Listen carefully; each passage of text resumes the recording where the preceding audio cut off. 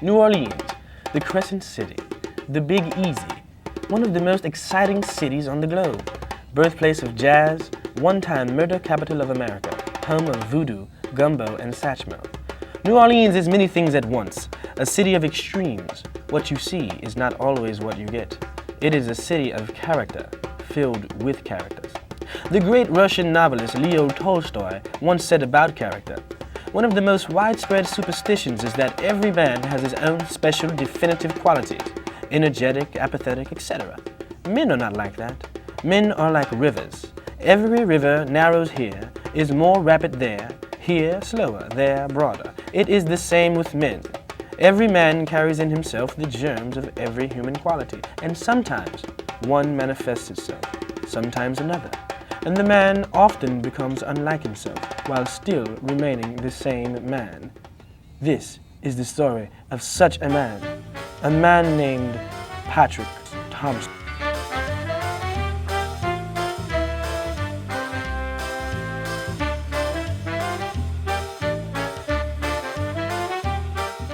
Patrick had what I would call a normal childhood. He was born on December 10, 1967, the same day Otis Redding died. You see, his father was a big Otis Redding fan, and he never did forgive Patrick for that. Said it was a bad sign.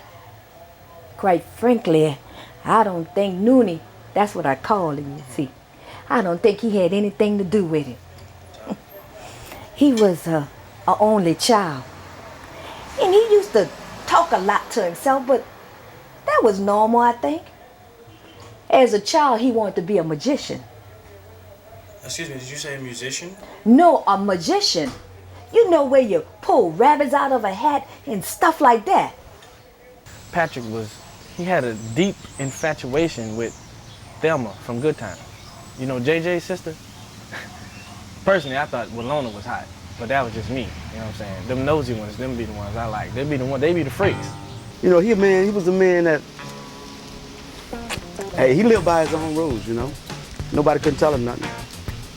And in the end, you know, he died for what he believed in. Man, Patrick was about as dumb as a box of rocks, and when I see him, because he owed me, and he been owing me for long, and when I see his... Wait, I guess you don't realize then that Patrick is dead.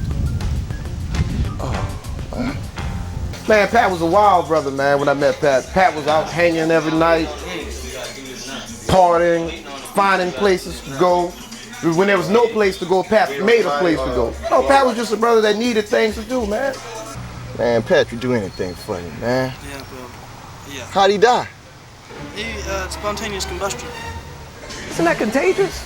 Spontaneous human combustion is the bizarre and unexplained phenomenon where the body's own electrical system appears to go haywire and can cause internal fires that explode or can become so intense that the body is actually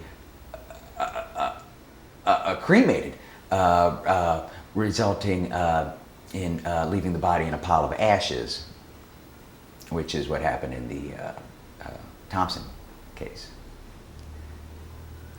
He simply burst into flames.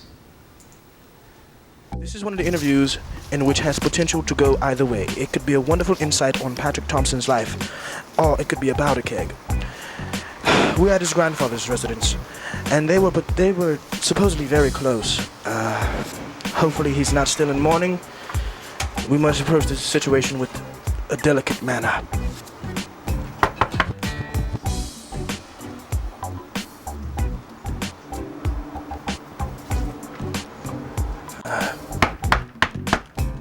Hopefully he's home. Good morning, sir. Hopefully I didn't wake you.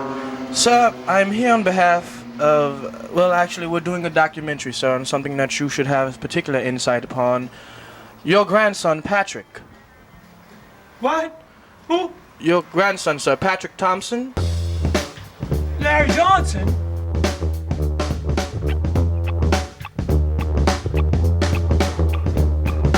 Back to work, and it ain't no joke. We're in Patrick's neighborhood, attempting to find some of his neighborhood cronies, or possibly someone who could just give us some more insight. Maybe this... excuse me, sir. Sir, would you mind being part of an interview? We're doing a documentary on the life and times of Patrick Thompson. See, man, what is that? This is a documentary, sir. Something that we're putting this together in memory of Patrick Thompson, a young man from this very neighborhood. Little Pat? Little Pat, yes. Oh, okay, yeah.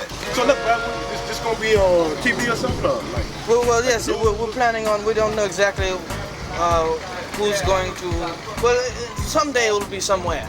okay, I mean, like where? You know, Hopefully on television, possibly in film. like some Hollywood type stuff, man? Exactly. Oh, yeah? Exactly Yo, that. man, look, my name's, they call me West Coast, dog. Like, you know, and I want to be an actor, right? So, what's up, man? But you just said your name was Chicago. Yeah, yo, hey, man, they call me West Coast, Chicago, West Coast. It's all good, baby. I'm from all around. I've been all around the world, you heard me? I recall as him being a youngster, spending a lot of time with his dad, because his dad was a carpenter. And Patrick loved that trade, you know, you could tell he liked doing things with his hands. And that's something about Patrick that too many people didn't know, realize, or even understood. I think me and his father breaking up, you had a little bit of effect on him. His grades started going down. He started hanging around with them little pimps from around the corner and discovering girls. I said, Patrick, don't you bring me no illegitimate grandchildren. And he didn't. At least I don't think he did.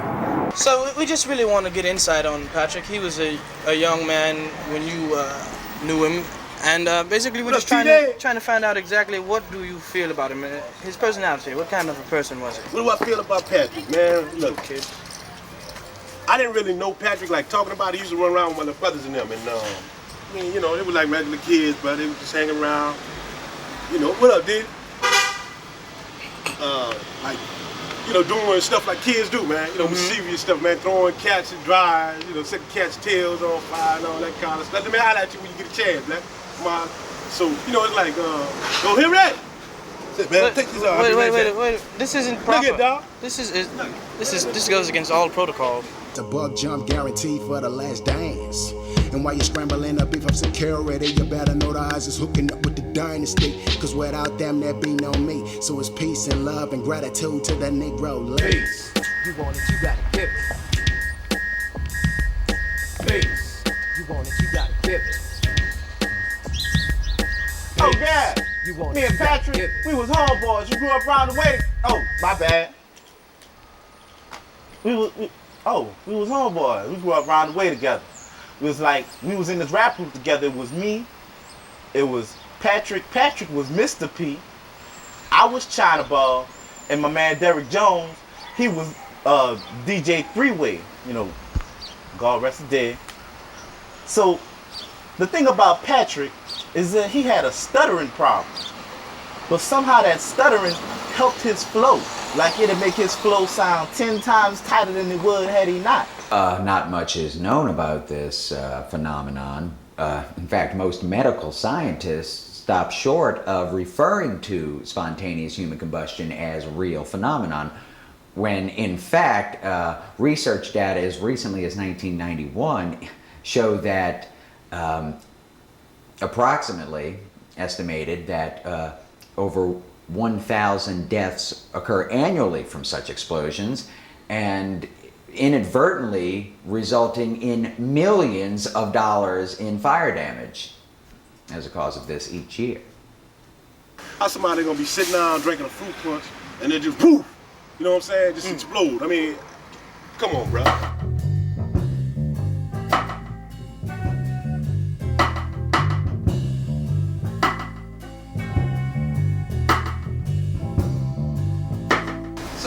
So why did you fire him, sir? Is that the reason? I didn't fire Patrick. He quit. Left, one day didn't show back up. But I was gonna find him sooner or later because he was costing me a lot of money. Ate up all the profit. But did he ever come back by and tell you why he quit? Nah. In fact, I'm just wondering where Patrick, I haven't heard from Patrick. Somebody say he disappeared. Well, that would be an understatement, sir. He blew up. What do you feel about the way that he died? Blew up? We caught up with a former barmaid from Big Daddy's Bar and Lounge who was there the day that Patrick exploded at her new job at the Creative Native Boutique. So you witnessed the combustion, and did it not blow your mind?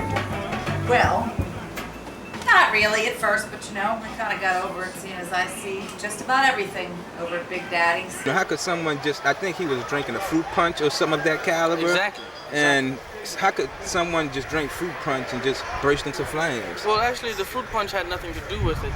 I know it's a lot of speculation that Patrick's death was actually not spontaneous combustion, but some type of setup, but scientifically it is possible to blow up. Under certain conditions, walking on the carpet in dry winter weather, for example, anyone can create an electrical charge that has several thousand volts, hence the shock we sometimes get when touching a car door or any metal object. Usually the electricity is harmlessly discharged through the ends of the hair. However, there are some people, maybe 1 in 100,000, whose abnormally dry skin allows them to create an excessive charge. Yeah, blew up from eating up all my food. Probably had too much yeast in him. I'm very, very excited about today. This is our first chance at finding out a little bit about Patrick's father, an intricate piece to the puzzle known as Patrick Thompson. Michael P. Arata, attorney at law, is and has represented Patrick's father in several lawsuits of late. In fact, it is rumored that Patrick's father has made his living solely off lawsuits the past 7.5 years. Michael Arata being his representative. Oh, hi, ma'am. Yes, we have an appointment with Mr. Michael Arata. Thank you. Excuse me. My name is excuse me, sir. Michael Arata? Yeah, attorney come on at in, law. Gene. Oh, hello. How you doing, yeah, sir? it's okay. It's okay. Thank you. Thank you, Gigi. Yeah, what can I do for you? Hi, sir. I've been making calls to you of late, trying to schedule an interview, an appointment, if you will. Yeah, who you at? To speak about Patrick Thompson. A client of yours, Patrick Thompson Sr. Oh, yeah, sure. There's a Patrick recent lawsuit, yes. Oh, yeah, sure. Sit down. Jeannie. Oh, sure, sure. The Patrick Thompson class action file. Great. Thanks a lot. This is wonderful. Yeah, right. We just got this case in. It's a great one. This is Patrick Thompson's son. Mm-hmm. Big Daddy's, the red drink case. Yeah, this is going to be a big case for us. Yes. It's going to be, Patrick's really excited about this case. This is, this is a monster. This is something serious. That is This amazing. is something that, I'm excited about. Patrick, I mean, it's not excited. Patrick Thompson's dad's real sad. And it's a tragic loss for the family. As in many other SHC cases, there was a remarkable absence of damage to surrounding flammable objects. The stool that Mr. Thompson was sitting on was barely scorched. Now keep in mind that the minimum degree of heat needed to convert a body to ash is about 3,000 degrees Fahrenheit. This was a very intense fire. Another rather odd thing about Mr. Thompson's case was that his eyeglasses and tennis shoes were virtually untouched by the flames. They had to remove ash from these shoes, and as you can see, these sneakers are in excellent condition. Well, you know, when he combusted, he just kind of like bursted up and shivered down in ashes, and the flame was still there, and it was bright orange and had blue in it, and it was the most magnetic thing I've ever seen. You just described Haley's Comet. Well, if you wanted to look at the upside of this, the fact that I didn't have to come out of pocket for burial expenses. I mean, all I had to do was pick out this here container for his ashes. You see, he liked clowns, and I just thought he would love this one. And I had the service right here in this living room. And a lot of people came. Come to think of it, a lot of really strange people.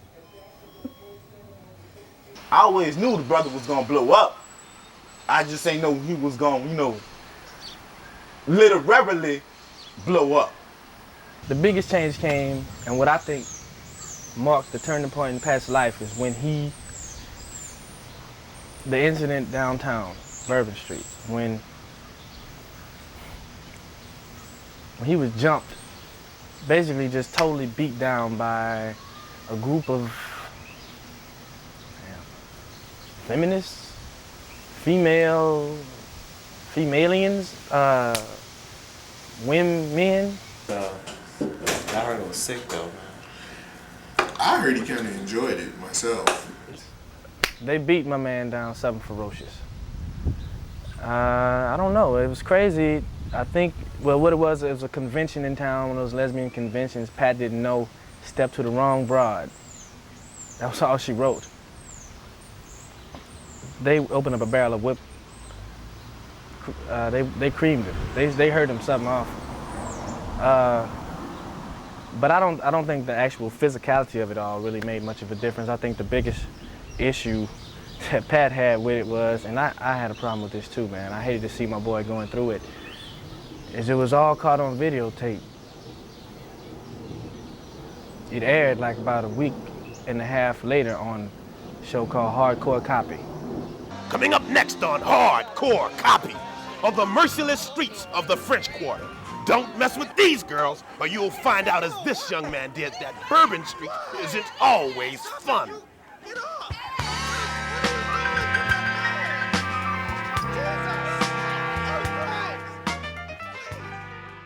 So could you give us a little insight maybe on Patrick's school years? What type of a student was he? He was a good student until the 10th grade. He went from a straight B student to a D student. He graduated 276 out of 278 in his class at St. Augustine High School. I guess that was his way of rebelling against me and his daddy divorcing. His father?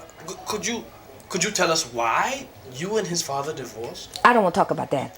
He attended Tulane University on a scholarship and graduated with honors. He majored in Russian literature and said he wanted to be the next Pushkin. How did he get a scholarship to Tulane University, having graduated at the bottom of his class in high school? Oh. Well, we knew some people who knew some people. I see.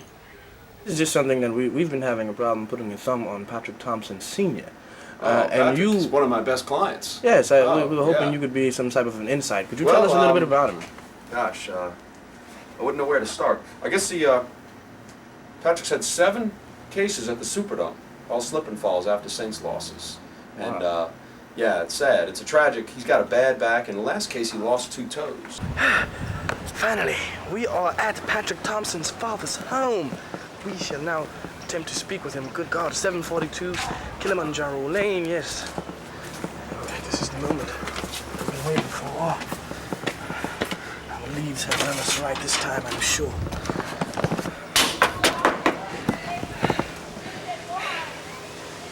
Mr. Thompson? Come on, be home. Be home, son. Be home, son. Yes. Maybe the door doesn't knock loud enough. Let's try the window. Mr. Thompson, sir.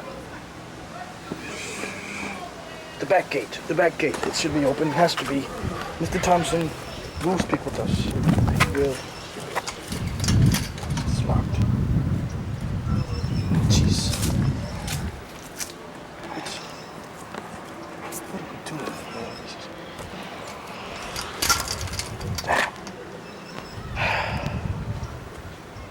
We'll come back. We're coming back.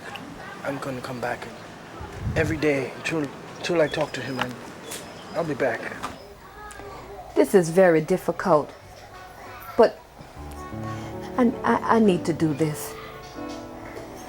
Anytime you lose a child, it's a very traumatic experience. But even more so when it's just so sudden. you wonder, God, why me? I mean, not that it makes it any easier, but you know, if it was a disease or a car accident or even random violence, you know, there's a certain kind of closure. But for him to just go up in flames like that, I'm sorry. I'm sorry. I can't. I'm so sorry. This is that's enough. Really, you can cut now. Brother gonna be missed, bro. Big time. We love you, Patrick! Patrick, he owed me some money. He owed my mama some money. He owed my sister some money. He owed his mama some money. He owed everybody, man. He was a man for the people. He was greedy. Cheeky, very cheeky. Yeah, he was a nice guy, man. I'd like my son to grow up to be like him, man. On some different stuff. He marched to a beat of a whole different drummer, sometimes a different band, sometimes a cappella. I never could put a thumb on Pat. He was his own cat. Rough? Yeah. In what way? Around the edges. Special. Patrick was special.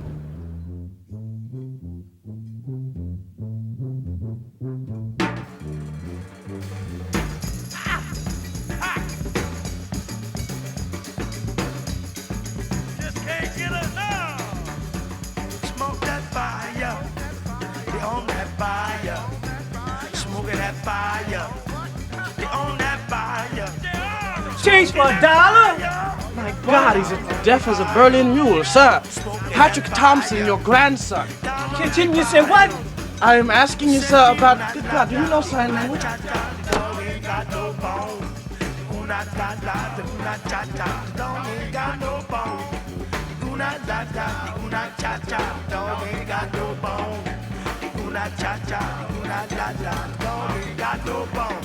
that fire. Check down on the bayou. Smoking that bayou. Way down on the bayou. A couple of years ago, like in the late 80s, like when crack cocaine and stuff came, you'd have like, you know, fights, stabbings, drive-bys and stuff like that. But over the last couple of years, it to cool down a little bit. You know, they're fixing up so. God! What the? You alright? You okay? You okay, Shy West? Other than that, it was, you know, every once in a while, something like that happens. It's pretty cool.